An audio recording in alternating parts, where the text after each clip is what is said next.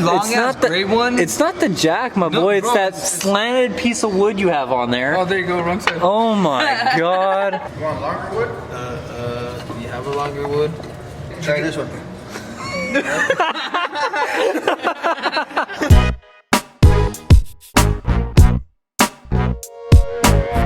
Alright, so we got an event coming up in the next week, and I need to change my oil.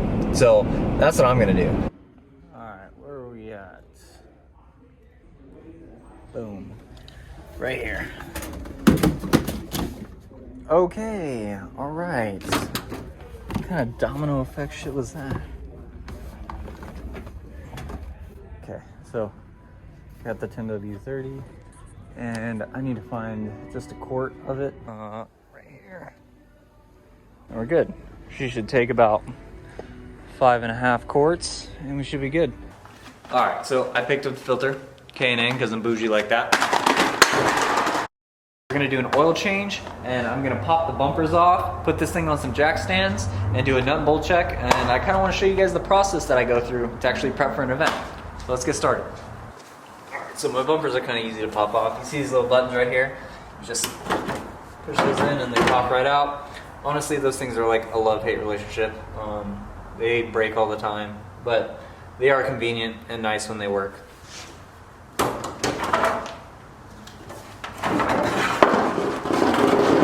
Same thing on the rear. I have these buttons. Makes it super convenient. She's gonna slide right out. Alright, so that's not the best sound. God, it sounds beautiful, doesn't it?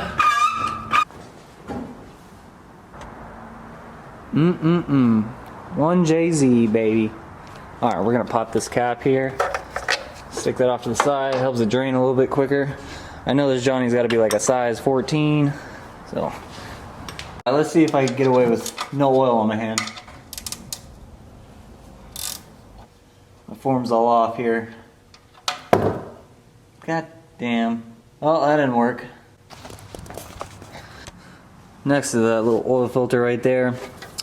And she's a little too tight. So we're gonna grab the little tool.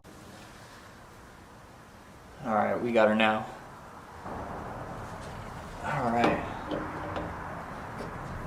Look at those marks on there. You can tell that this thing wasn't playing around.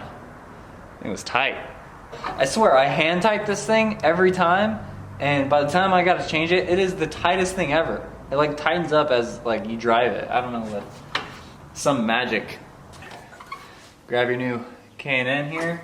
I do this weird thing with the O-ring right there. I dip my finger in some oil and I rub around the ring. It's non-sexual. I just kind of seen somebody do it, and I've done it ever since.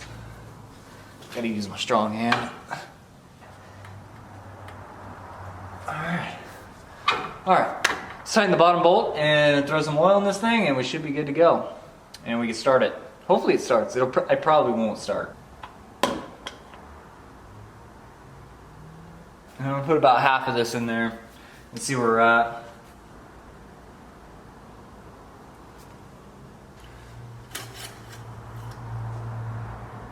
Alright, she's there. Yeah, I called that really good. We'll see if this thing fires up.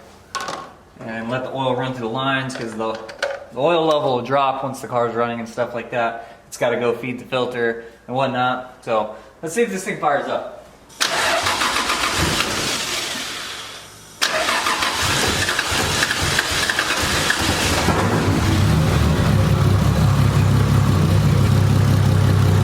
Well, I didn't have the jumper that time, so that's a good sign.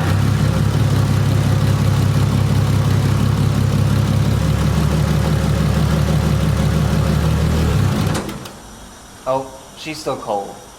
But oil should have ran through lines, it should be good. Alright, so we're like a quarter off the good mark. So let's add some oil to it.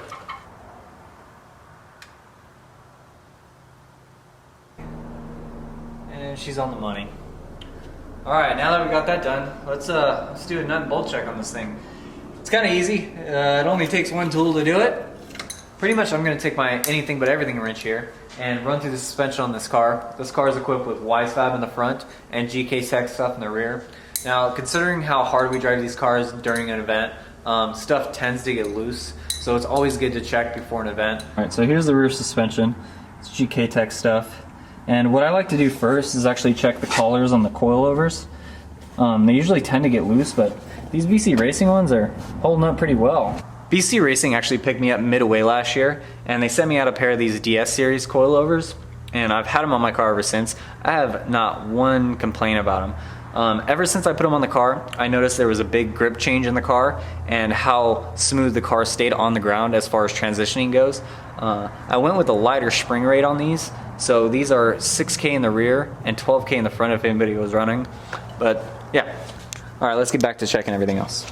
All right, another thing I like to check right away is the axle and mainly the boots, because the boots will rip because the car is so low, so it'll fling basically grease everywhere, but we're looking dry. These are the upgraded 350Z axles here, and there's kits online to buy them, and honestly, I approve of these. These are the original ones that I put on the car once I did the swap, which was almost like 2 years ago, so they hold up pretty well.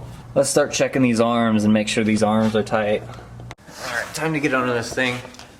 Oh, I really wish I had a lift. Oh God. Pretty much I'm just checking everything with this thing. But we'll just give her a little jiggle there. Lower control arm is next. That one's good too. All the mounting pieces for the arms. And nothing surprisingly bent in here, so that's a plus. No grease down here, so we're looking good. I'm gonna call this side good.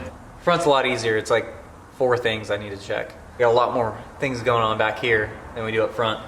But the cool stuff's up front, so let's go do that. All right, so what we're gonna do this front, we're gonna slide this thing, wise fab it out. I wanna say I just seen something happen when I did that. I'm not exaggerating, it looked like the coilover shifted. So inside here, it looks like the bottom bolt actually shifted when I moved it. So let's check that. Let me go get 17, I think it is.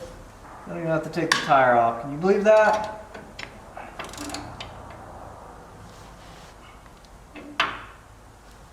Okay. That was one problem. We'll check the collar here. Collar seems to be good. My hammer. Check these tie rod ends here. Good. I'm gonna check both ends of the tie rod too, just to be safe. Alright, I think that's gonna call it on the nut and bolt check here. There's no weird sounds when you turn the tire. Wise fab's crazy. That's 65 degrees angle. Backy's no problem in this thing. What I need to do now is actually go top it off with fuel. So I got a little bit of fuel in my fuel can, and I'm gonna see how much she's gonna take. Hopefully it's not much, because that stuff is expensive. All right, let's see what's popping back here.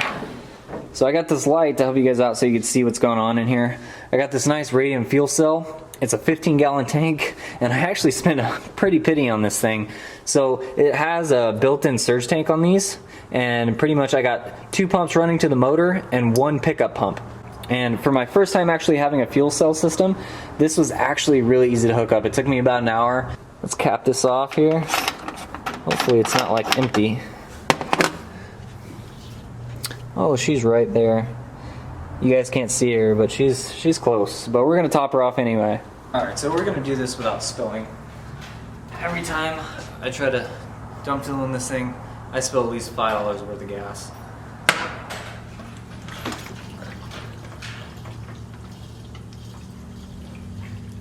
Just open that air up a little bit.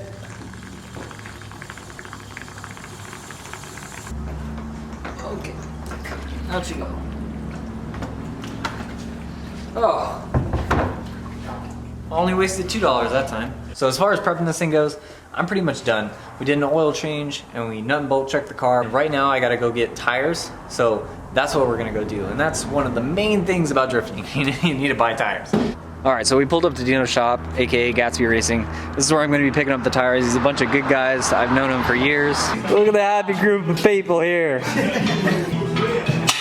What up? How's things going? Good. What do you got on, man? Trying to keep my white shirt white, bro. Man, it looks like you about to bake me a cake. This is the designated crying area.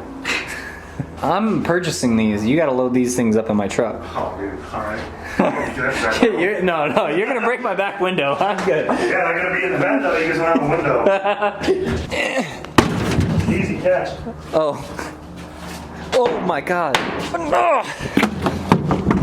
Ooh, Daddy bring two. Ooh. Yeah. Oh, well, okay.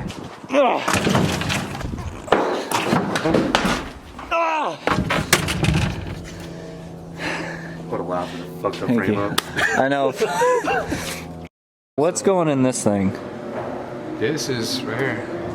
What? That's an RB. Oh, it's an RB? We're just gonna close that then. Yeah, that's fucked up. That